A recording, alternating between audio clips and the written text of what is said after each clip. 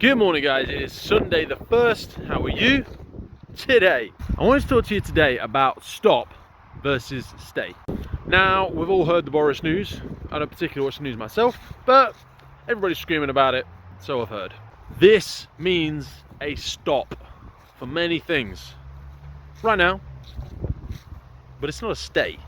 Stuff's changed. Lockdown, round 2. This means many of the activities you're doing at the moment, you're going to have to stop. Doesn't mean you have to stay there forever though. And I want you to think about, because it's really made me think about, how many things did I once stop at and now I have stayed there? How many things did you fall in love with that you started, whether it's martial arts, whether it's music, whether it's your fitness, whether it's a hobby, whether it's going out walking, whether it's spending more time with your partner, spending more time with your kids, that something else got in the way and you said, oh, I need to stop this right now. But initially it was meant to be temporary. It was a stop that became a stay. So a lot of the stuff that we're used to doing is gonna have to stop right now, but it's not gonna stay like that forever. We are gonna start again. We are gonna get to go and see each other again. We are gonna get to go to the gyms and all get back to work. We're not gonna stay where we are. The difference between a stop and a stay, when I think about it, is that a stop is often imposed upon us, like we are right now. Somebody says, stop, this is important now, you need to go and do that. But the stay is a choice that we make. The things that we have stayed with, or not stayed with, chosen to sit still, chosen to never pick it back up again, these were our choice. So the stop is imposed, the stay is a choice. So whilst you've been forced into a stop in one area of your life, take the opportunity to revisit the things that you chose to keep as a stay. Take this opportunity to look at family time. There's time to look at your nutrition, look at your habits, because your health is your wealth.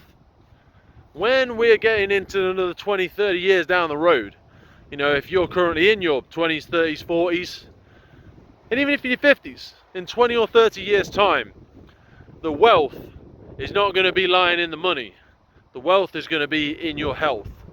You can have all the money in the world, but if you can't run around anymore, you can't get up out of bed, you become diabetic, you've got celiac disease, you've got any of these enormously complex things that at some point or another may have originated from your habits. So take a look around your metaphorical life. Where are the stays? A stop is imposed, but it was imposed on those other things a long time ago. You had children, so you had to stop doing this. You moved from one place to another, so you had to stop doing that. The gym or the martial arts club or the arts club or the yoga club that you used to go to stopped. But then you chose to make it a stay. So look at these stays. Which ones can you pick back up and put back into gear?